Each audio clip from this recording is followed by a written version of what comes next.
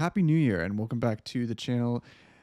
It's a new year, so it makes sense to talk about the things that have been happening in Magic community and the sets, the drama, everything, kind of recapping it and reflecting on it and then looking at next year. The main reason why I wanted to talk about this, honestly, is because I'm a big fan of taking a look at what happened in the past and then asking ourselves, what's next and how are we going to change? How are we going to do better? How are we going to change how we go about things in the future? So if we go through Magic Twitter, a couple things you're going to see right off the bat is, hey, maybe you want to win a prize, but then you'll see things like this where the worst of Magic Gathering, people talking about, the Magic 30th as a community has caused people to spend hundreds, if not thousands, on now scarce retro frame cards. And of course, you'll see the continued pumping out of new content from Magic Gathering. So the Twitter atmosphere right now is definitely not as hostile as it used to be, because I've been pretty crazy for Magic. It's been like nonstop anger over the premium 30th anniversary packs that came out, which now there's a video of someone actually ripping them in half. I thought was kind of funny that that actually happened, that people are that angry that they're ripping cards in half. I think in the end of the day, it's your own opinion. People are angry about this and they should be. It's kind of a lame thing to do. I'm not blaming them. However, I think it's been really interesting watching this, because we're seeing the community just kind of lose their crap over this. They're becoming so entrenched in anger. Their anger is so endless. I mean, you go on every Instagram post, it is the same comment. However, I have noticed it's been going down. Now, why am I bringing this up? I think it's important to kind of recap and update you guys on where this drama is. I did talk about it a couple weeks ago, and just kind of went through, hey, this is why people are so angry about the 30th anniversary premium thing. And a lot of other YouTubers have talked about it for months and months and weeks. And I think the result of it is that, oh yeah, it sold out.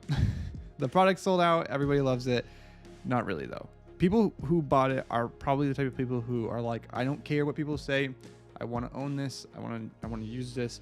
Or it's the investor type people who think, okay, I'm going to sell this later. And these are the same people who are also angry about it too, because they're like, well, is this going to cut in on my, my Alpha Black Lotus that I have?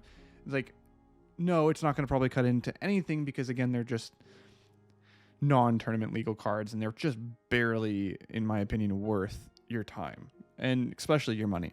But ultimately, I try to stay out of these things as far as like, hey, this is what you should be doing with your money. I don't care what you do with your money. What I do care about is when a company is making a decision that is hurting their brand, making it so that new players won't come and play it. Because I'm all about the new guys. I want people who, I don't care about Magic. I don't want to play it. I want those people to come and play and learn Magic and have fun. That's what happened to me. I came in, I was like, Magic looks like a nerd game. I don't want to be a part of this. And now I'm doing YouTube on it. What's happening? I don't have a whole lot of hate for people who just want the product because they want it. I do have a problem, though, with the two type of people right now. I don't like the people who are like defending this religiously, and I don't like people who are attacking it religiously. I think we need to kind of get over it, move on, and expect better out of Magic. I think the creators who have talked about this, who have called it out, I think that's enough. I think we've done what we need to do, and I think Magic is going to probably think a little bit more deeply about these type of products in the future. And the reason why I think that is because even if this sold out, the amount of hatred, consistent hatred. Listen, I work for a corporation that is a brand that gets hate all the time. We know what you hate. Like, companies know what you hate about them. They may not do anything about it, but most of the time they know what you hate about them, which can make it worse because that means they know and they're still not changing. But you can probably expect that in the future, Magic, if they're good at what they're doing, if they have a good PR team, they're going to look at that. The marketing team's going to get all freaked out. They're going to be like, that's probably not good for our brand. We need to do something to fix that. And they'll do different things. I don't know if it will get better. I don't know if they'll actually make changes that I think are appropriate, but it is what it is. Okay, so I wanted to cover that, and I think we're done with that. So I just wanted to quickly take a moment to look at the future and also the past. Probably the past first, because I have less to say about the future, but I have a lot to say about the past. So a couple of other things I've talked about, and I've mentioned it, is that the sets that came out this year were high in quantity, iffy in quality. However, there were some bangers, and I think the first one we can look at is Q1. Boom. Kamigawa Neon Dynasty was easily the banger of this year. I think that one could have carried the year on its own. It's such a good set. It's so clean. The art's great. It's different. Gets you a little bit into a different realm in Magic. I think that was something we needed. We needed to see something a little different. I was feeling this like repetition coming into Magic, even as a new player, and I think it was really cool to get something that was a little more cyberpunk, a little more edgy. It was fun, and everybody was kind of just in the mood for that too. So I think that was good. It was a good timing on their part, and I love the set. Kamigawa is my favorite set, so I'm a little biased, okay? But I will say, definitely a good move on Magic pumping this set out. And if we look back at it, like, even if you're not into Yuriko and Ninjutsu and you know all the coolest things about the deck, if you like vehicles and the modification whole mechanic that they added where you can just mod things and stuff, I think it was really cool. I think it was something different. It was kind of shifting it up. I love the creatures who are also equipment, but they're not really equipment. It's a modification. I know it's a weird gray area, but it's cool. I liked it. Like I think there's some really cool cards that came out that aren't even that expensive, that are just cool cards that you could use in a pretty competitive deck if you wanted to. So definitely a good set. We're gonna put that right in the epic S tier. I don't have an S tier list. I was gonna do one, but I don't think we need to do that today. I think we can move on. Another thing that I wanted to say was honestly Streets of New Competa. I think I thought a lot of people loved this set, but personally I didn't love it.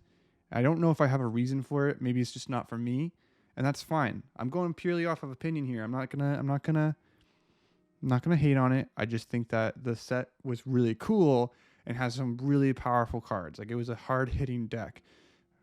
It was a hard hitting set, but it wasn't really, I don't know. I just didn't feel like it had colors that were super interesting. It was really great for like if you loved 3-color decks, you know, if you were really into that. I think it was great. It had some really great cards for both standard and commander.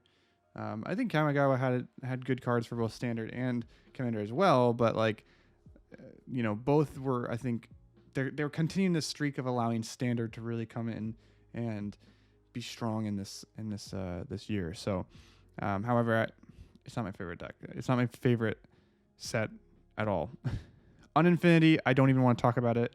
I know it was cool. I know a lot of people liked it.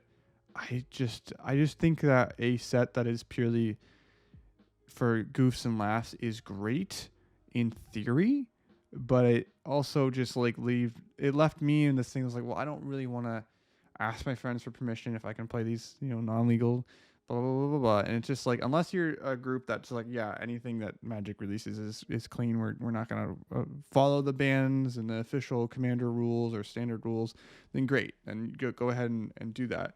But for me, it's just like, it's so much work and so much money that we're, you know, to pay for this and then also do that. We did skip over Double Masters, but that's because Double Masters is Double Masters, and let's be honest, most of you probably couldn't even afford it because it was like $80 for a collector booster and like $15 per pack. So like, yeah, there's a lot of reprints of great cards too, but it's not really a set, so we're not gonna talk about that. Dominaria Q3. Honestly, I know a lot of people didn't love it, but I actually liked it. And this is weird because New Capenna probably would be considered a better set than Dominaria, but for me, Dominaria was a lot more interesting. In the sense that I liked the setting. I enjoyed the Planeswalkers. I do love seeing Phyrexian stuff come back into the set in a big way. So that was cool. I was interested in that. So I think Dominaria was a win for me. But I will say the lack of like really hard hitting cards kind of sucks. So, you know, but it is what it is. We're not gonna give it too hard of a time. Again, we're skipping over Double Masters. I have no desire to talk about it. I will say one thing. It just like this says 2 rares, 2 foils, great for collectors. I think that's true. And I think Also, it's great if you really want to get some powerful cards and you don't really always have the money to do it, and you have like 15 bucks you want to throw around. That's fine. Great set, and honestly, a good investment in the end of the day. If you want to get some big cards, like, there's some really cool. There's an Imperial Seal. My friend got an Imperial Seal. Pretty jealous about it. I love it. I want that card, so I totally get that, and it's great. It's great that it came out, but man, was it rough having Kamigawa Kamigawa New Capenna and then Double Masters. I was like, dude, I just spent hundreds of dollars already. I can't do it again. So I think Double Masters came out at a odd time. I don't know. I'm not sure if I loved it. I don't know if I think it. I would have loved it have Kamigawa Double Masters New Capenna. I think that would have probably worked, but that's just me. Because you tend to be like more excited to spend money, I think, on Magic stuff in the early part of the year, and then you're like, whoop-de-doo, I'll just, I'll throw a couple, $60 at cards this week because it's January, like whatever. Like I want to play some Magic again. I don't know. I just feel like the earlier months are easier to snag it, but hey, that's just me. The Brothers War, I genuinely just didn't buy any of this. And I'm not saying that because it's a bad set. It's got really good cards, but like, I just don't care.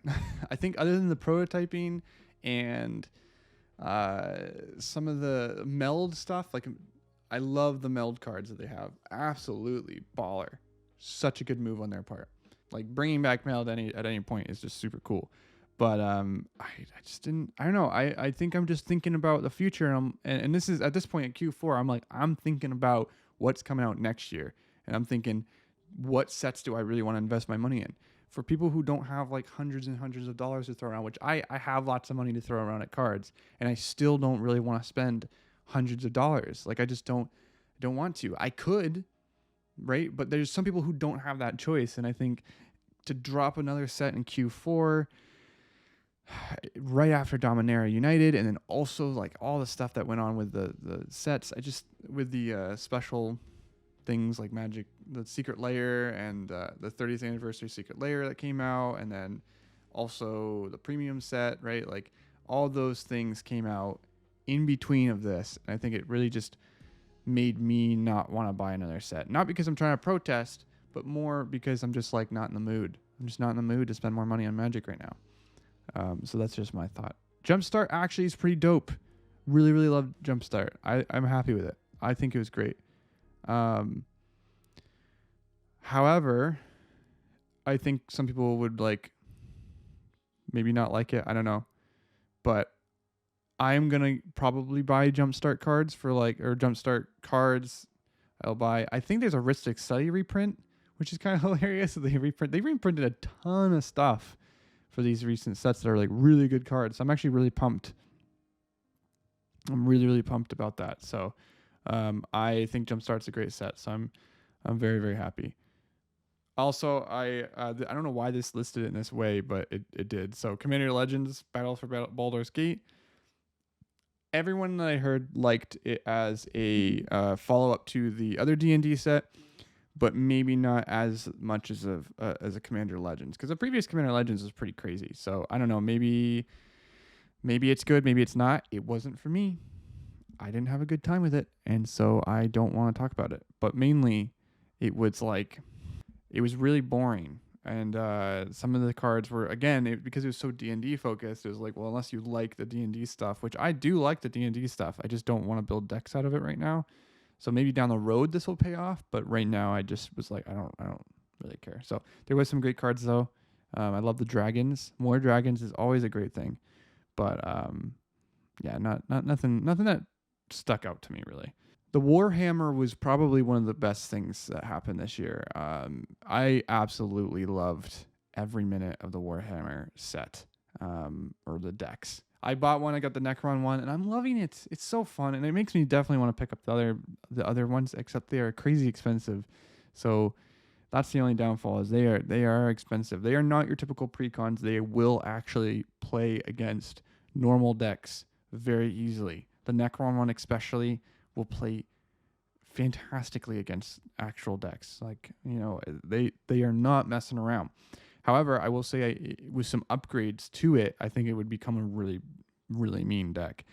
However, I don't want to touch it. It's weird. Like, I'm usually not worried about it, but because the precon is so unique and has all its unique cards, taking stuff out of it seems weird. And so I think I'm probably just going to leave it as a more lower powered deck and be okay with that, because I think it's always good to have a low powered deck that you can play with new friends and stuff that is still crazy, but like not like one of my main decks that like I have every dollar that I spent on it was like for big hits and stuff, and it's, you know, well over $100, right? So for $100 or $80, I don't know how much I paid for it at the time, probably like 60, but it's probably up to 80 now at least. So great sets. If you can get your hands on one of these, they're just so fun, man. So fun. Sleeve them up, put them in a deck box, call them one of your main decks. They're great. They're fun, especially the Necron one if you like artifact decks. Let's talk about the future, okay? This was a good year, and again, I was getting tired going through all of those because there was so many of them. It's like, maybe chill out, Magic. Maybe slow down, you know? Maybe think about your life before you make like 60,000 decks. Or slow down. Stop making 30,000 sets. I don't know if I have a problem with a set every quarter, but it feels like they're throwing in like all these little extra things. I think that's what bogs it down. Like a Double Masters got thrown in alongside like Commander Legends kind of being out and stuff or whatever. So it's like, just stop coming out with so many sets. Just let me have a minute to enjoy Kamigawa before you come out with new Capenna. It's rough. So I don't know how I feel about it, and I don't know if I have a problem with it. I just think that it is hard. It's hard when like a player will talk to me who isn't as consistent as I am, and they're like, yeah, kind of just stop playing Magic. There's just so much of it, and I can't keep up with the meta anymore. So blah, blah, blah. And they're just like going on about it, and I'm like, that sucks. Why do they want that? Why do they want people to slow down and not play this game anymore? But with that said, the only thing I want to talk about for 2023 is the Lord of the Rings Tales of the Middle Earth. We know at this point, I think it's going to be a Q4 set. It might be a Q3, actually. I think it might be a Q3 set. And it is unbelievable. It's legal. and it's also, I think it's a Universes Beyond set. So it's going to have the cool, like, triangle on all the cards. I could be wrong, but I think it's going to be built like that. But it is going to be an unbelievable set. I think it's probably going to be one of the best Magic sets in a long, long time. Because here's the thing, Magic guys, those Wizards of the Coast, fun-loving people like us, right? They want to, when they get a hold of an IP like Lord of the Rings, do you really think they're going to be like, let's make this a really balanced deck? Let's make sure that this isn't like going to make anybody uncomfortable. No, they're going to make it crazy. And so it's going to be an unbelievable set. I think it's going to be actually an overpowered, like a problematic set. I could be wrong. I hope that I want it to be broken, so maybe I'm just crazy, but I don't care, dude. Let's just make a broken deck, because I want to play as Sauron, you know, as my commander, or play a standard set that just has like a million orcs, whatever. And I just want to actually clap people with orcs, with the 9. Please, you know, let's talk about the 9 right now, okay? Imagine the 9 ring race with Shadow, right? Because Shadow is something that I think that needs to come back into Magic. Just imagine Shadow coming back in. They can't block, but they can't be blocked. So good. And you can make them like really, really crazy. I just want it to work out. I want it to be a good set so bad. And I'm just worried it's not going to be, but I want it to be a good set so bad. So anyway, I think that if you're thinking about buying Magic cards next year, which I'm assuming you are if you're watching this video, I think the thing that you should be thinking about here is, do you care about more Phyrexian bullcrap? Which, to each your own. I'm excited for, you know, more Phyrexia. Ooh, it's gonna be great. But why not just grab a couple of the best cards from those sets and just wait and just save your money, make a little stockpile, and then just absolutely spend everything you would have spent all year long on just this one set? Because it is going to be not only the most powerful set, but it's going to be way more valuable and way more fun. I think the fun part is the key. It's going to be way more fun, way more valuable. It's going to be everything you want it to be, I think. Right? That's my gamble. And I could be wrong. It could be terrible. I think I've said that I could be wrong a million times here because I am worried. I am worried that I'm going to be that this video is going to age really badly, but I'm hoping it won't. So I will look back at this video when the set comes out, and we'll talk about, is this set as absolutely bonkers crazy good as I think it's going to be, or is it going to be absolutely bullcrap poo poo? I don't know. If it's poop, dude, I don't know. That might actually hurt my ability to play Magic for a little bit, because I think being disappointed by Magic right now would be a real poopy for sure. Yeah, that's the word I wanted to use, is poopy. Okay, that's it, guys. I wanted to talk about this briefly. I wanted to kind of recap a little bit. I'm sorry that the videos have been so all over the place today, but I have more videos on the way, and I have more content that we're going to be pumping out. I appreciate you guys watching everything this 2022. It was really fun. I had a great time. We came out with a couple of videos. I have more videos on the way. I'm probably going to make a little recap video that talks about this year in summary. And so I'm really excited about that. So that's it. Hope you guys are excited about Magic. Let me know if you guys are mad at Magic or you're happy with Magic. I'd love to know where your heart's at right now, because I know it's been a little bit of a troublesome Q4 for a lot of people. So that's it. Subscribe, like the video if you've gotten this far. If you've been watching this 25-minute video, 20-minute video, you're crazy. So thank you for watching, guys, and we'll see you next time. And buy some Magic cards, but just wait till Tales of Middle Earth comes out. Okay, bye. Okay, great. See ya. Go away.